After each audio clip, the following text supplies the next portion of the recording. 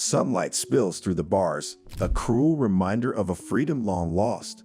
Yet in the shadows of his cell, Charles Sobhraj, a man with a smile as chilling as his crimes, plots his escape. Nicknamed the Serpent for his cunning and shifting identities, he's a killer who thrived in the chaos of 1970s Asia. This is no ordinary breakout. It's a meticulously crafted deception, a gamble against the system he's determined to conquer. Charles Sobhraj, also known as the Serpent and the Bikini Killer, is a French serial killer of Vietnamese and Indian descent.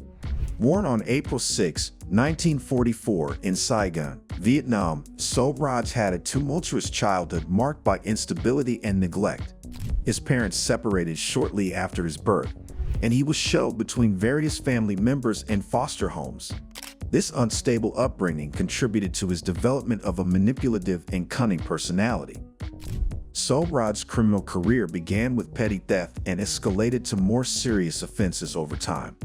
By the 1970s, he had become infamous for his involvement in a series of murders across Southeast Asia, particularly targeting young Western backpackers. Sobhraj was known for his charm and ability to manipulate people, earning their trust before robbing and killing them. His modus operandi often involved drugging his victims before carrying out the murders. He would then use their passports and identities to travel freely and evade capture. Sobhraj's spree of crimes eventually led to his arrest in 1976 in New Delhi, India. He was caught after a botched attempt to poison a group of French tourists in a New Delhi hotel. The tourists survived and alerted the authorities, leading to Sobhraj's arrest. He was charged with multiple offenses, including attempted murder, drugging, and robbery. The Indian authorities were aware of his broader criminal activities, but the primary charges that landed him in prison were related to the New Delhi incident. Sobhraj was sentenced to a 12-year prison term in Tihar Jail, one of India's most notorious prisons. While incarcerated, he continued to live a life of manipulation and control, bribing guards and fellow inmates to secure special privileges. His time in prison was marked by relative comfort compared to other inmates, thanks to his ability to exploit the system. Sobhraj's escape from Tihar Jail was a meticulously planned operation that showcased his cunning and resourcefulness. The planning phase involved multiple steps and the exploitation of numerous weaknesses within the prison system. Sobhraj spent years gathering information about the prison's security protocols, guard routines, and potential weak points.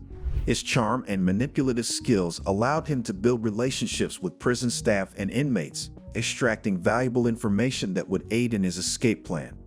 He meticulously noted the timings of guard shifts, the locations of surveillance cameras, and the routines of other inmates. Sobhraj's escape plan involved several accomplices, both inside and outside the prison. Inside the prison, he recruited fellow inmates who were either loyal to him or owed him favors due to his previous acts of kindness or manipulation. Outside the prison, he coordinated with a network of criminal associates who were ready to assist in the final stages of the escape.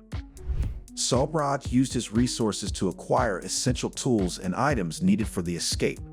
These included money to bribe prison guards, drugs to incapacitate those who might hinder the escape, and communication devices to stay in touch with his outside accomplices. His ability to smuggle these items into the prison highlighted the systemic corruption and lax security measures prevalent at the time. Charles Sobhraj's escape from Tihar Jail on March 16, 1986, was executed with precision and showcased his extraordinary ability to manipulate those around him. On the day of the escape, Sobhraj and his accomplices inside the prison created a carefully orchestrated distraction. They hosted a party in their cell block, celebrating what they claimed was Sobhraj's birthday. The celebration included food and drinks, which Sobhraj had managed to procure through his network of bribed guards and corrupt officials. Sobhraj's plan hinged on incapacitating the prison guards without arousing suspicion.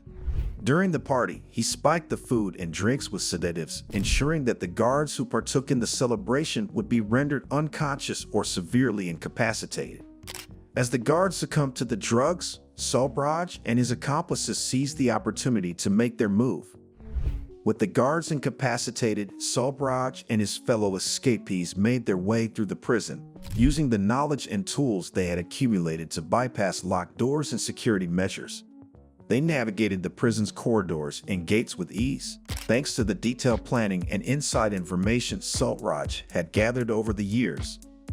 Once outside the prison walls, Sobhraj and his accomplices were met by vehicles arranged by his network of criminal associates.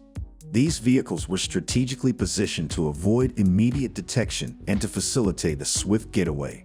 Sobhraj's plan included multiple safe houses and routes to evade the inevitable manhunt that would follow. The escape of Charles Sobhraj from Tihar jail prompted an extensive manhunt by Indian authorities. His high-profile criminal background and the audacity of the escape operation ensured that capturing him became a top priority.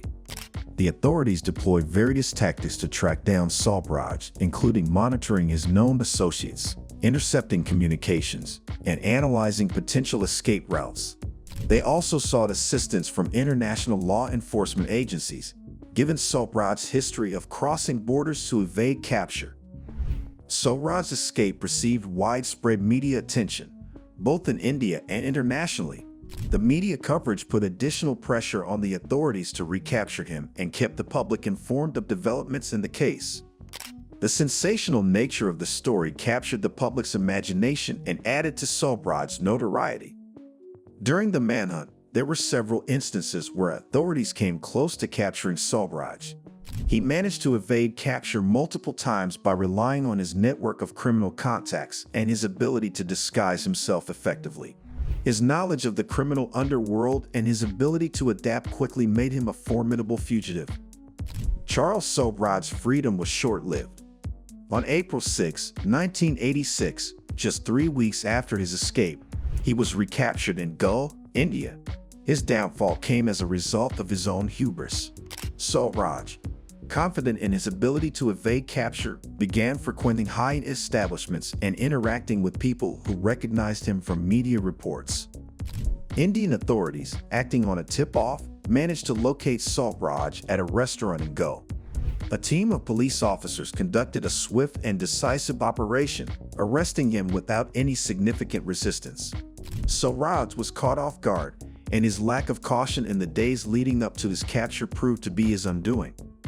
Following his capture, Sobhraj was returned to Tihar jail, where he faced heightened security measures to prevent any further escape attempts. His recapture highlighted the need for reforms within the prison system, particularly regarding the handling of high-risk prisoners and the prevention of corruption among prison staff. Charles Sobhraj's escape from prison was as cunning as it was disturbing. But did he truly outsmart the system, or were there deeper forces at play? Hit that like button and subscribe for more unforgettable true crime stories that will leave you questioning everything you thought you knew about criminals and escapes.